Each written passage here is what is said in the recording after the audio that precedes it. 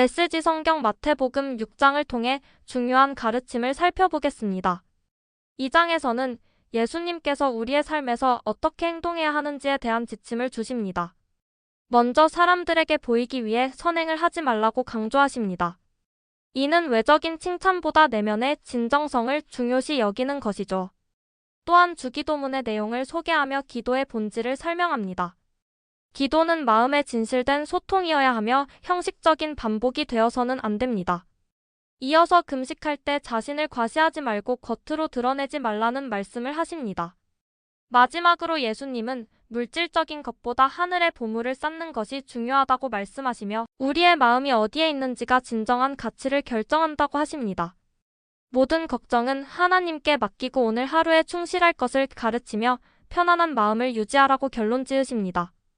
이처럼 마태복음 6장은 우리의 신앙생활에서 진정성과 내면의 자세를 어떻게 유지할 것인지에 대해 큰 교훈을 주는 장입니다. 오늘도 이 가르침을 마음에 새기며 뜻깊은 하루 보내시길 바랍니다. 너희가 선한 일을 하려고 할 때 그것이 연극이 되지 않도록 특히 조심하여라. 그것이 멋진 연극이 될 수 있을지는 몰라도 너희를 지으신 하나님은 박수를 보내지 않으실 것이다. 남을 위해 무슨 일을 할 때에는 너희 자신이 주목받지 않도록 하여라. 분명 너희도 내가 연극 배우라고 부르는 이들의 행동을 보았을 것이다. 그들은 기도하며 큰 길을 무대로 알고는 누군가 자기를 보고 있으면 긍휼을 베풀고 사람들 앞에서 연극을 한다. 물론 그들은 박수를 받지만 그것이 전부다. 너희는 남을 도울 때 자신이 어떻게 보일지 생각하지 마라. 그냥 소리내지 말고 은밀히 도와주어라. 사랑으로 너희를 잉태하신 너희 하나님도 무대 뒤에서 일하시고 너희를 은밀히 도와주신다. 단순하게 기도하여라. 또 너희가 하나님 앞에 나아갈 때도 연극을 하지 마라. 그렇게 하는 사람들은 다 스타가 되기를 꿈꾸며 기도할 때마다 쇼를 일삼는다. 하나님께서 극장 객석에 앉아 계시다는 말이냐? 너희는 이렇게 하여라. 하나님 앞에서 연극하고 싶은 유혹이 들지 않도록 조용하고 한적한 곳을 찾아라. 할 수 있는 한 단순하고 솔직하게 그 자리에 있어라. 그러면 초점이 너희에게서 하나님께로 옮겨지고 그분의 은혜가 느껴지기 시작할 것이다. 세상에는 이른바 기도의 용사들이 가득하나 그들은 기도를 모른다. 그들은 공식과 프로그램과 비결을 잔뜩 가지고서 너희가 바라는 것을 하나님에게서 얻어내는 방법들을 퍼뜨리고 있다. 그 허튼 소리에 속지 마라. 너희가 상대하는 분은 너희 아버지이시며 그분은 너희에게 무엇이 필요한지 너희보다 더 잘 아신다. 이토록 너희를 사랑하시는 하나님 앞에서 그저 단순하게 기도하면 된다. 너희는 이렇게 기도하여라. 하늘에 계신 우리 아버지, 아버지가 어떤 분이신지 드러내소서. 세상을 바로잡아 주시고 하늘에서처럼 땅에서도 가장 선한 것을 행하소서. 든든한 세 끼 식사로 우리가 살아가게 하소서. 아버지께 용서받은 우리가 다른 사람들을 용서하게 하소서. 우리를 우리 자신에게서와 마귀에서 안전하게 지켜주소서. 아버지께는 그럴 권한이 있습니다. 원하시면 무엇이든 하실 수 있습니다. 영광으로 빛나시는 아버지. 예, 정말 그렇습니다.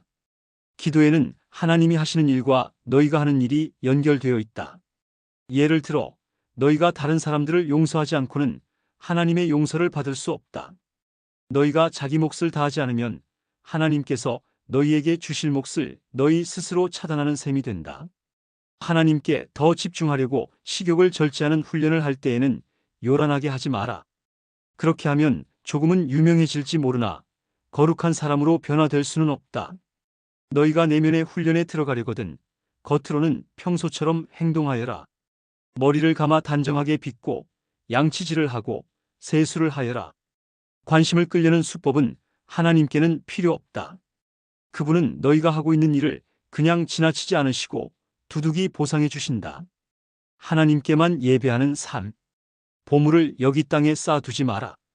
여기에 두면 좀 먹고 녹슬고 심한 경우에는 도둑까지 맞는다. 보물은 하늘에 차곡차곡 쌓아두어라. 거기는 좀이나 녹, 도둑도 없는 안전한 곳이다. 너희는 너희 보물이 있는 곳에 가장 있고 싶어 할 텐데 결국 그렇게 될 것이다. 그것이 당연하지 않겠느냐? 너희 눈은 너희 몸의 창문이다. 내가 경의와 믿음으로 눈을 크게 뜨면 내 몸은 빛으로 가득해진다. 내가 탐욕과 불신으로 곁눈질하고 살면 내 몸은 음습한 지하실이 된다. 내 창에 블라인드를 치면 내 삶은 얼마나 어두워지겠느냐? 너희는 한꺼번에 두 신을 예배할 수 없다. 결국 한 신은 사랑하고 다른 신은 미워하게 될 것이다. 한쪽을 사모하면 다른 쪽은 업신여기게 마련이다. 너희는 하나님과 돈을 둘 다 예배할 수 없다. 너희가 하나님께만 예배하는 삶을 살기로 결심하면 식사 때 식탁에 무엇이 오르고 옷장에 있는 옷들이 유행에 맞는지 따위로 안달하며 설치지 않게 된다. 너희 삶은 뱃속에 넣는 음식이 전부가 아니며 너희의 겉모습도 몸에 걸치는 옷이 전부가 아니다. 새들을 보아라. 얽매일 것 없이 자유롭고 업무에 속박되지 않으며 하나님이 돌보시니 염려가 없다. 그분께 너희는 새들보다 훨씬 더 중요하다. 거울 앞에서 설친다고 해서 키가 단 1cm라도 커진 사람이 있더냐? 유행을 따르느라 버린 돈과 시간이 그토록 많지만 그렇다고 크게 달라지는 것 같더냐? 옷을 볼 것이 아니라 들판에 나가 들꽃을 보아라. 들꽃은 절대로 치장하거나 옷을 사들이는 법이 없지만 너희는 여태 그런 색깔이나 디자인을 본 적이 있느냐? 이 나라의 남녀 베스트들에서 10명이라도 그 옆에 서면 초라해 보인다. 아무도 보아주지 않는 들꽃의 겉모습에도 그토록 정성을 들이시는데 하물며 하나님께서 너희를 돌보시고 자랑스러워하시며 너희를 위해 최선을 다하시지 않겠느냐? 나는 지금 너희로 여유를 갖게 하려는 것이며 손에 넣는데 온통 정신을 빼앗기지 않게 해서 베푸시는 하나님께 반응하도록 하려는 것이다. 하나님과 그분의 일하시는 방식을 모르는 사람은 그런 일로 안달하지만 너희는 하나님을 알고 그분의 일하시는 방식도 안다. 너희는 하나님이 실체가 되시고 하나님이 주도하시며 하나님이 공급하시는 삶에 흠뻑 젖어 살아라. 뭔가 놓칠까봐 걱정하지 마라. 너희 매일의 삶에 필요한 것은 모두 채워주실 것이다.